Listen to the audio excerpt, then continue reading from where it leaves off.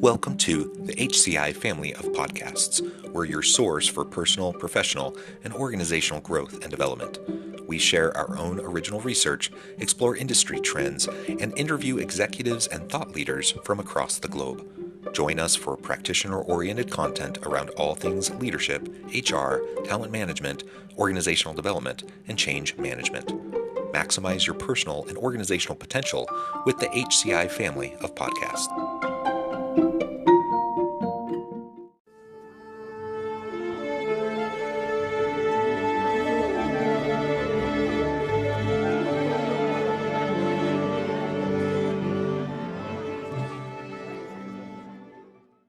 Eric Roberge, welcome to the conversation today. Thanks, John. Happy to be here. It is a pleasure to be with you. You're joining us from Cambridge, Massachusetts. I'm south of Salt Lake City in Utah. Today, we're going to be talking about building your career, your business, and your life with intention, all with this backdrop of personal financial planning, which is your expertise and background.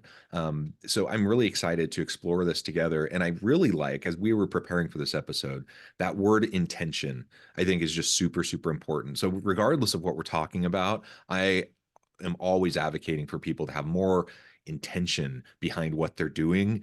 Don't just kind of go with the flow. Don't just kind of see where things take you, but have purpose, have meaning, have intention. And I think we'll have better outcomes for ourselves, for our families, for our workplace, for our communities.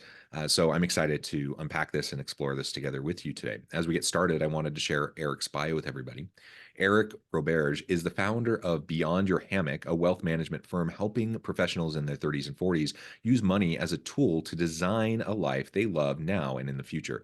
Eric has 2 decades of experience in the financial industry and founded BYH to help professional couples grow their wealth mindfully. His unique planning style provides his clients with custom strategies and an organized framework within which they make smart money decisions and build more wealth, and delivers financial advice in a way that honors their goals and values without interfering with their busy lives, thriving careers, and growing families.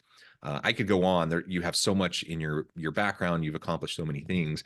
Anything you would like to highlight by way of your background or personal context before we dive on in further?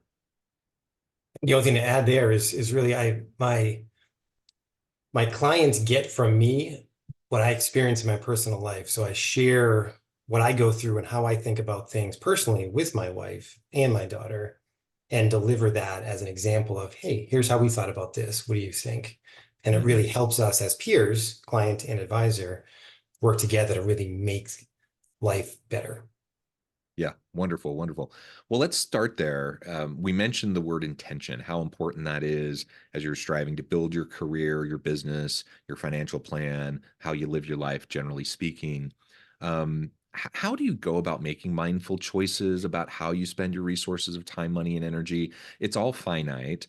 I think we all sometimes think we're superheroes and think we're invincible and think we can continue to add more and more and more to our plates. But the reality is, usually when we make one choice to do one thing, usually it means we're restricting ourselves in another area with regards to time, money, and energy, because those are finite resources. And so how do we go about prioritizing and making those mindful choices in a way that's strategic so that we can get to that successful career, that successful business, that successful life? I think it starts with asking more questions than you have answers to, and not assuming that you know already what the answer is. And so what I mean by that is, a lot of times people will come to me and say, hey, there's this really great opportunity. I'm going to buy this house. It's a $2 million house outside of Boston. It's great. Should I do it? I look at them like a deer in headlights and say, I don't know. Let's dig in. What are your intentions? What are you trying to optimize for? What are the other complicating factors that we're considering other than just you're here, now you're going to be there? And you start to dig in, and the conversation opens up so much broader than housing. It becomes life and career and family, and just keeps compounding from there. And that really helps us look at things from a 360-degree perspective before making a decision that could change everything. Right. And a lot of those decisions really are these big, huge decisions. Sometimes they're smaller, but there are ripple effects of all the decisions that we make. And so really starting with that intention, starting with that purpose clear in your mind, I think is always going to be really, really important. And simply just being mindful about the choices you're making and mindful of the consequences of the choices that you're making. So whether you want to invest in a piece of real estate, whether you want to take a new job offer that's going to, perhaps require you to either change, shift in career, or maybe move to a different part of the country or whatever, like all of these things have other impacts on your life that you just need to be aware of and not ignorant to. If you're aware of them, then you can start to parse them out and explore. And like you said, I really like how you said approach it with some humility, and that you don't really know. Ask more questions and don't assume you have the answers. And that's a hard thing to do, especially in a society, like when we're talking about wealth management and building wealth and building career. We live in a society largely that points to, bigger is better, and have that bigger, nicer house, have a bigger career, higher position, higher status, higher title. And sometimes those are good things, but sometimes they aren't congruent with our other goals that we have in our lives. And if we just kind of accept, this kind of general societal value, or this what we feel like may be pressed upon us, something that we should be striving for, when in fact we don't actually care that much about it, or it's going to be contradictory to other values and other aspects of our lives that we find really, really important, then that's where you find yourself in your 40s looking at your life, wondering, how did I get here? Where am I going?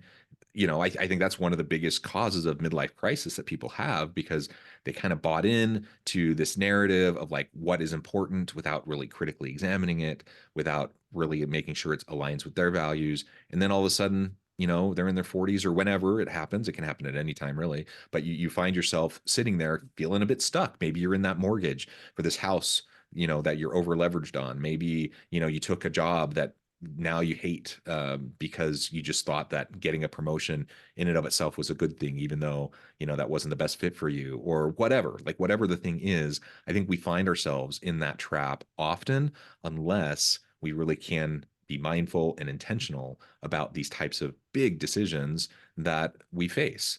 And if we get better at making those decisions in a mindful way, pretty soon we can start to see that we can build that muscle and start to do it in all aspects of our lives. And not that you need to like sit there and stew on every last little decision. Where am I going to go eat today? And like spend a half an hour trying to figure it out. Like, I'm not suggesting that, but just like being present, being mindful, being intentional about what you're doing, all of a sudden it can be something that can feed into your daily life, not just the big life decisions. It can feed into how you're making what may seem as fairly innocuous decisions, but will in the aggregate have impact on what you do, and like how you are with, say, your daughter, like you said, or your spouse, or your significant other, or a coworker, or whatever the case may be. So true. I mean, there's so many ways I could go with just that commentary there. One of the things that I was thinking about before, as I was preparing for this conversation, was my clients who, they're in these high-powered careers, and a lot of them are in sales or they're in healthcare. And the plan that they have to make in order to achieve their career goals in January 1 of any year is a lot different than the plan that they should be making from a personal perspective. What I mean by that is, of course, the salesperson wants to hit it big, like here are these lofty goals, and we're going to gun for the stars, and they're not successful unless they are just geared towards max. Right. And then they bring that same mindset into their personal setting outside of their career, and we're trying to build a sustainable, keyword sustainable financial plan that has a high probability of long-term success. You can't use that same mindset, because you're going to blow up the plan, because a lot of the times when you try for these lofty goals, you fail, and that's okay. Because if you didn't try high, you wouldn't even get here. But when it comes to your family, if you fail, you can't just explain why you're on the street. And so it really matters how you're switching gears, as do the business person making decisions versus the family person making decisions, and then generally life decisions. Yeah, yeah. And you talked about that sustainability piece, which is super important. Again, kind of as a general life principle, I'm a big believer in moderation and moderation in all things, and then look for sustainability in whatever decisions you're making. And sometimes continual growth is achievable, but sometimes it's not. And so being mindful and intentional about our limited time, money, and energy around sustainable growth in our career, in our business, in our life with that intention is going to be really, really important. So, from a financial planning standpoint, let's talk a little bit more about foolproofing that financial plan that can then lead into these various aspects of our lives.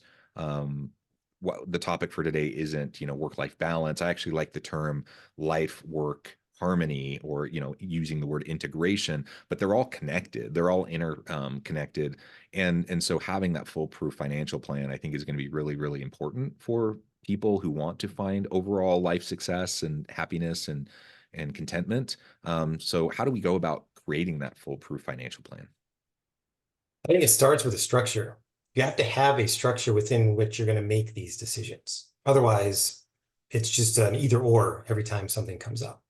Hmm. And it's really important to have some heuristics that you follow regardless. So for example, there's a couple things that, regardless of how much money people make, I love it. I love percentages because it doesn't matter how much you make. You can just use percentages to fit the puzzle.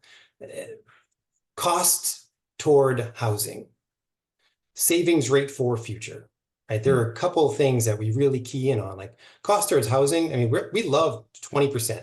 Principal, interest, taxes, insurance, maintenance, 20%, maybe 25% of gross income.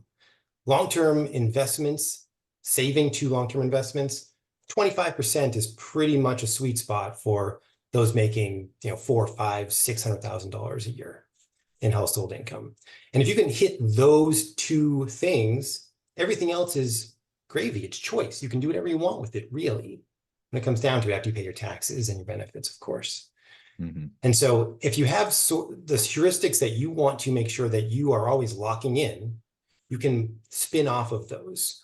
But if you never have anything that is really cemented in, everything is a variable, and it's almost impossible to make choices that are compounding in the right direction.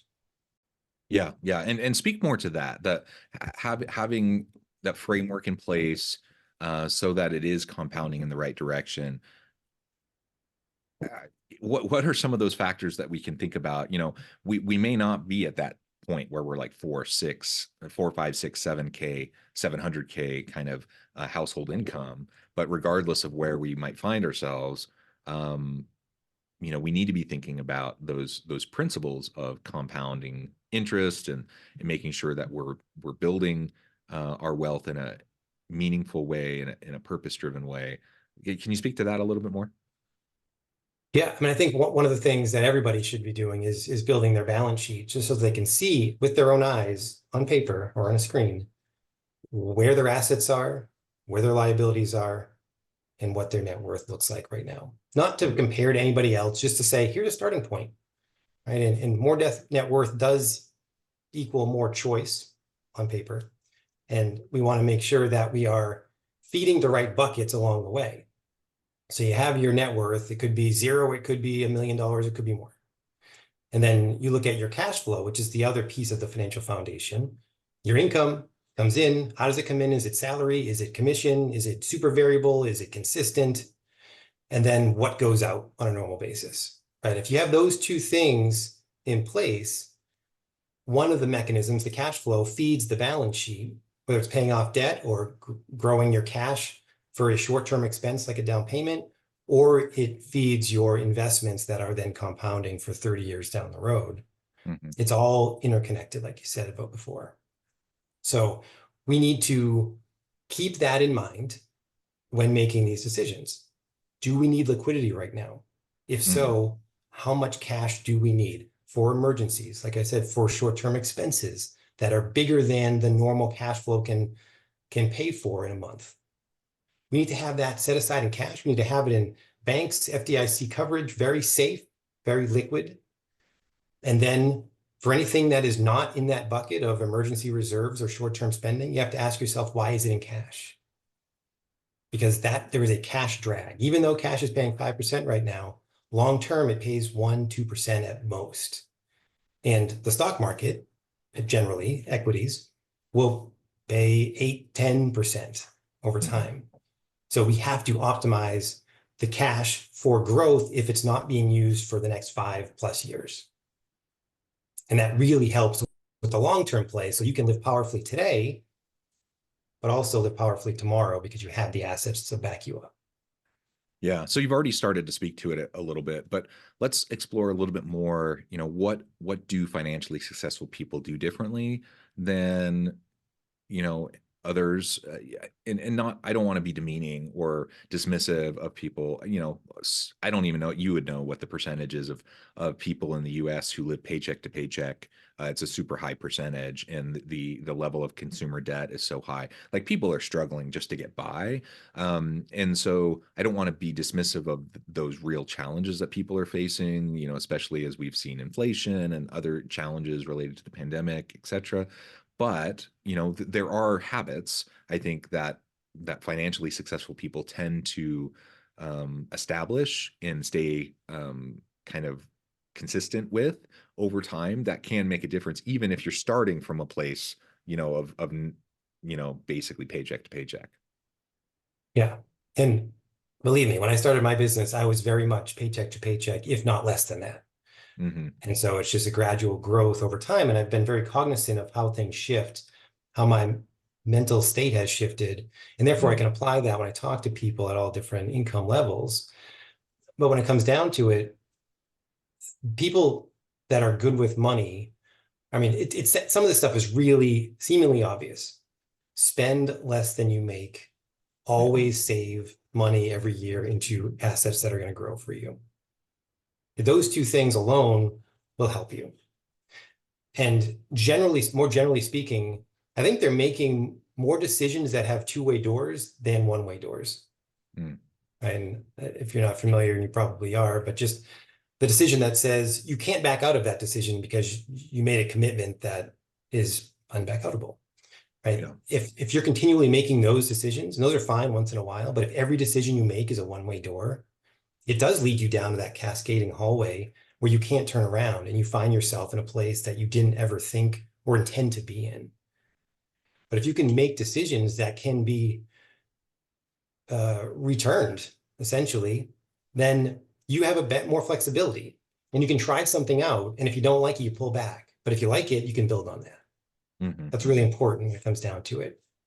What I'm hearing is a lot of what you're suggesting. It comes down to asking the right questions, being intentional and mindful about the decisions that we're making, and then having, an awareness of your values, your intentions, and building a structure around that to help you make the decisions that you're going to need to make. Again, in this case, we're talking a little bit more specifically about financial planning, but these principles apply to all decision making in all aspects of our lives.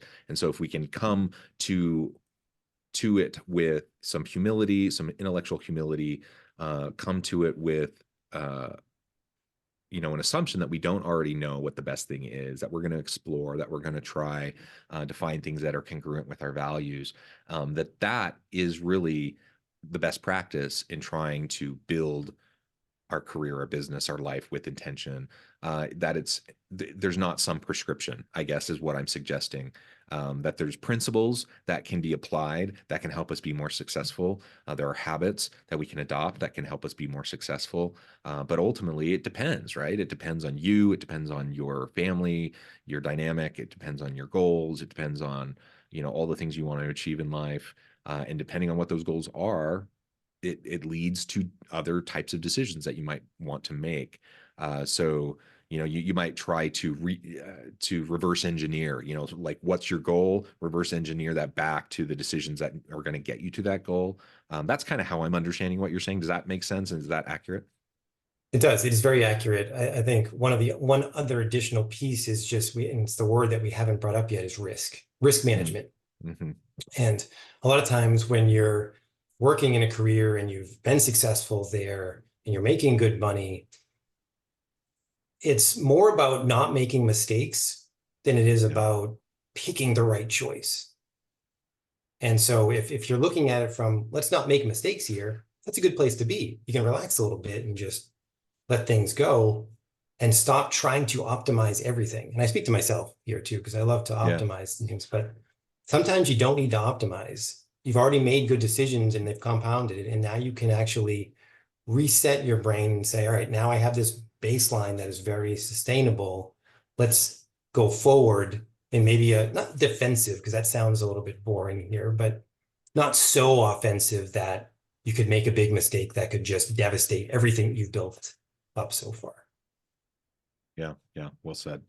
Well, this has just been a really great conversation, Eric. A good overview, I think, of some of the principles that we should be considering and keeping in mind, and really just a starting point, right? Ultimately, what really needs to happen is you need to be having conversations with your partners, with your spouse, have a conversation with a financial planner, start the conversations today so that you can start to put the frameworks in place, have the kind of the guidelines in place, and start to make the types of decisions that are going to help you achieve the goals that you have in the long run. Eric, before I let you go, in the last few minutes that we have together, I just wanted to give you a chance to share with the audience how they can connect with you, find out more about your work, your team, and then give us a final word on the topic for today. Sure. Yeah, the best place to find me is the website, beyondyourhammock.com. That's going to give you access to a blog and podcast episodes and how to work with us, who we work with, just all the information you ever wanted to know about Beyond Your Hammock and us, the team, is right there. As far as the topic itself, I think it's an ongoing conversation. There is no financial plan that can be put on paper and called done. It is very much flexible. It is a living, breathing conversation that you continue to have over time, knowing that your perspective today and your goals and priorities now are going to be different than they are in 5 years, 10 years, and certainly 30 years from now. And just look back at the last 10 years where you were then and try to imagine, did you think you were going to be here? No, you could not possibly have imagined. There's too many variables, too many assumptions.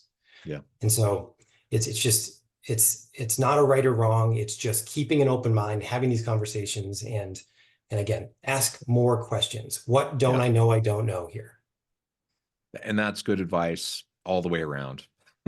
I think everyone should be asking more questions, listen more than you speak, have intellectual humility, challenge your assumptions. I think that's really great life advice generally. So, Eric, thank you so much. It's just been a real pleasure. I encourage the audience to reach out, to get connected, find out more about what Eric and his team can do for you. And as always, I hope everyone can stay healthy and safe, that you can find meaning and purpose at work each and every day. And I hope you all have a great week.